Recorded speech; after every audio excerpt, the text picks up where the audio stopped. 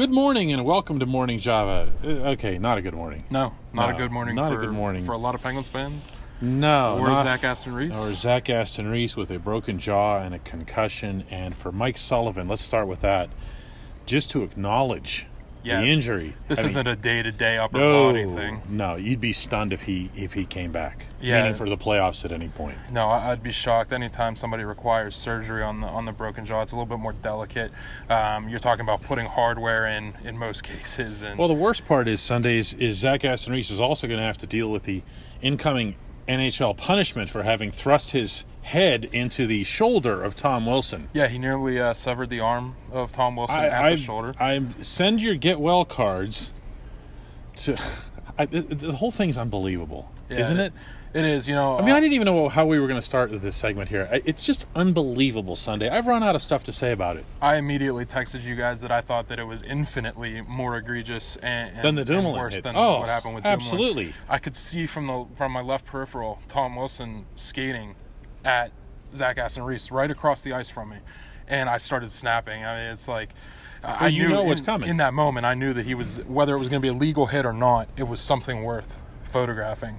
And unfortunately for the Penguins and Zach Aston Reese, it was something worth photographing because the guy, he ends up 2 rows into the stands from his momentum that he built up by not charging and by not targeting the head and by whatever else the NHL is going to come up with to not punish him. The best argument I've seen is from Matthew Barnaby, who on Twitter is saying that because he's 6'4" and Zach Aston Reese is 6 foot even, he's launching like that.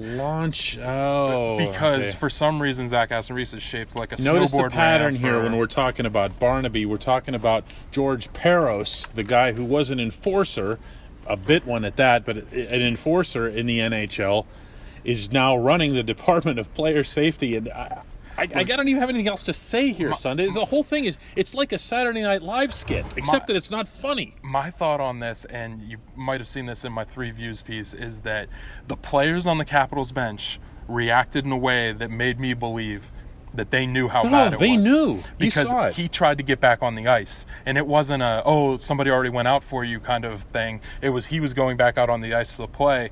And I think the players knew that maybe 5 or 6 Penguins, including Matt Murray in that case, would come up and jump him. You would think, but maybe not. So, what do they do? Do they do anything? Let's say that he does come back, okay? And let's presume. Let's presume that he comes back. And for Game 4, that this place is like, for those of you who go way back with the team, like Game 4 of the Rangers series after Adam Graves whacked Mario on the wrist. The Rangers won Game 3, and Graves was allowed to play, and the place was just furious. The Pittsburgh police were down by the glass. If this scene is like that for Game 4, if he's allowed to play, what happens? Do the Penguins do anything? Because we're just talking about Jamie Alexiak here. Yeah, and there's not anybody else on the roster that can do anything. Alexiak's not the kind of guy who can do it without fighting him. Right. Because Tom Wilson is so much better than most players in the league at being able to use his size and speed. And speed combined. And being able to do things legally. It's when he does things illegally that are the problem. Jamie Alexiak's only way of handling him is if he can get him to drop the gloves, which he won't. And go. They tried. Yeah, and he scoffs at him. I mean, I sent you guys a photo, last night where he's just basically scoffing at. And he did the same thing with Ryan Reeves. Sure. Eddie Johnson was reminding me of that up in the press box earlier this season. Ryan Reeves challenged him to fight. He just turned and skated away because this is the stuff that he does. Yeah, several times. I think that we might be past the point, though, of like a respectful fight between Tom Wilson and anybody. Oh, no, this doesn't require. This is not Blake Wheeler and Evgeny Malkin where you got to drop the gloves out of some sort of thing to the game. This is... If this guy comes back out to play, and I'm not saying that the Penguins have to go do something stupid, but you have to make him engage you. It's just one of those situations where if you're Jamie Alexiak and you're going to spend the 5 minutes on the bench so that one player on the Penguins doesn't spend the rest of the game in the locker room, make it worth your while. You just go and you get him. This isn't a fight where you drop your gloves and you tip your helmet and you do your little dance and roll up the sleeves. This is a situation where you have to grab the guy and you have to be a bigger, stronger person than him. Or they also can just play better and win the game. This subject is going to be the talk of everything, and I think justifiably so. However, as I wrote after Game 2 in Washington, this isn't why they lost. Now, would they have been helped by having a 5-minute major at that point? Yeah, or by having a guy who was skating pretty well. Yes. Take that out of the equation, though, and the Penguins still played poorly. Yeah. I really believe that. I mean, 3 shots on goal in the third period? Yeah. That's not the Penguins. No, it didn't look like there was any desperation when they're playing a 3-3 game at that point, and it just looked, the Capitals, they had so many odd man rushes in the third period. And this is after we've already seen kind of a leaky Matt Murray throughout the game, where it just never looked like he was, and I'm going to get criticized for saying something negative maybe about not Matt after Murray. This one. But, I mean, the guy, at times, he looked like a little bit of a faucet, and just the puck's just sneaking by him. And see, I was this close, I swear, to typing on the live file that Murray looked like a long shot goal waiting to happen. And then Niskanen goes and kills my live file entry by actually executing that. And I was in mid-sentence, and I'm like, oh, now it's going to look like... But... yeah, it had a Brasso against the Panthers kind of feeling. That can't happen. That goal can't happen in a playoff game for a championship contending team. It just can't. You're up 3-2, and you got an unscreened. Everybody's got everybody covered.